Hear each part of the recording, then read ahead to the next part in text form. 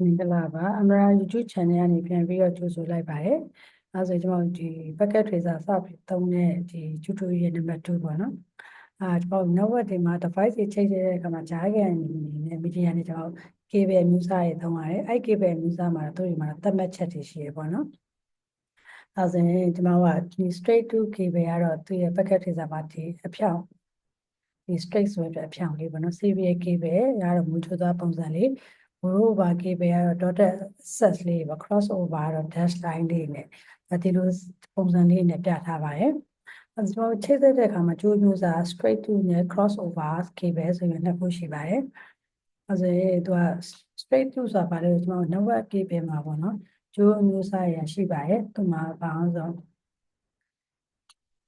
network မျိုးစားမှာ type A လား type B လားပေါ့သူရဲ့ network မှာကျွန်တော်ချိတ်တဲ့အခါမှာအသုံးပြုရတဲ့ format ရှိပါတယ်အဲဆို type A ရပါလဲ type B ရပါလဲပေါ့အဲ့ဒါလေးဒီမှာထပ်ပြီးပြောပါပြမယ်type A နဲ့ type B ဆိုတာပါလဲကျွန်တော် network type မှာသူရဲ့ format လေးရှိတယ်မှာ type A မှာဆိုရင်မောကြာဒီဖြူမော်မော်ပေါ့နော်တချို့ကလည်းဖြူမော်မော်လို့ပြောတယ်ကျွန်တော်ကတော့မောကြာမော်စိမ့်ကြပြပြကြစိမ့်ညိုကြညိုပေါ့ဒါကတော့ type B type A ဆိုရင်တော့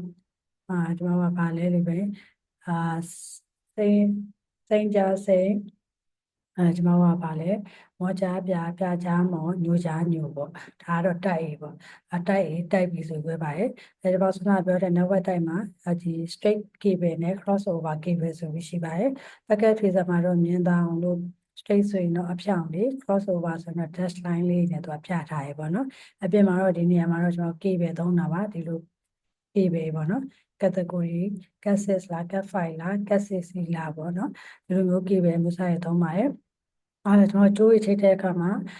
ကျွန်တော်ချိတ်တဲ့ device ပုံမှန်မူတည်ပြီး straight cable သုံးပါလား cross cable သုံးပါလားဆိုတော့ကျွန်တော်ပြန်ပြီးတော့ရွေးချယ်ရပါတယ်ဟုတ်ကဲ့ရွေးချယ်တဲ့အခါမှာ network cable type မျိုးစားရ network cable နဲ့ပတ်သက်တဲ့ဟာမှာကျွန်တော်အသေးစိတ်ပြန်ပြီးတော့ပြောပြပါမယ်အဲဒါကျွန်တော်ကဘယ်လိုမျိုးလဲလို့ပြောရင် host ဆိုတာဘာလို့ပြောဒီ network နဲ့ပတ်သက်တဲ့ဒီ cable type မျိုးစားတွေကကျွန်တော်နောက်မှာပြန်ပြီးတော့အသေးစိတ်ပြန်ပြောပြပါမယ်ဟုတ်ဆိုတာကျွန်တော်ဘာလို့ပြောရလဲဆိုကိုယ့်ရဲ့ PC တွေပေါ့ laptop တွေလည်းဖြစ်မယ်laptop တွေdesktop တွေပေါ့နော်laptop တွေကိုယ့်ရဲ့ desktop computer တွေပေါ့ PC လို့ပဲပြောရမယ်နော်ဒီ desktop computer ကို PC လို့ခေါ်ပါတယ် hard device တွေနဲ့ချိန်မယ်ဆိုရင်တော့ straight ကိုသုံးပါမယ်အဲဒါ host တွေကဘာလို့ရလဲဆို IP ပေးလို့ရတယ်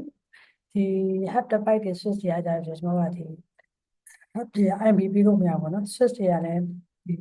IP ပေးလို့အသုံးပြုလို့မရဖြစ်တဲ့ဒီ host နဲ့ဒီ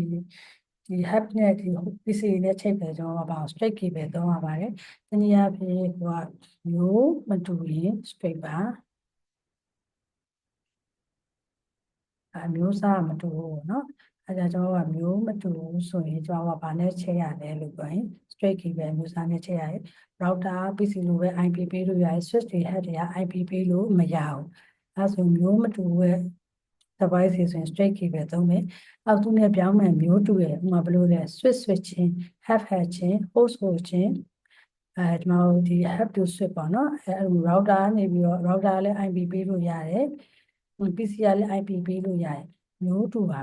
မျိုးတူရဲ့ဟာဆိုတော့ကျွန်တော်ကဘာ cable ကိုချိန်မလဲဆိုရင် cross cable ကိုချိန်ပါမယ်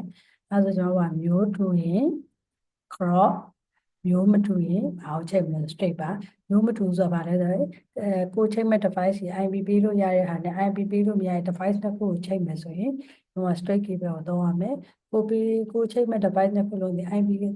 အသုံးပြုလို့ရရင် IP ပေးလို့ရရင် device တွေနဲ့ချိတ်ဆက်မယ်ဆိုရင်တော့ကျွန်တော်ကဘာကိုချိန်ပေးရမလဲဆိုရင် cross over cable ကိုအသုံးပြုရပါမယ်ဒါ network မှာကျွန်တော်ဒီ cable တွေအသုံးပြုချိတ်တဲ့အခါမှာဒီ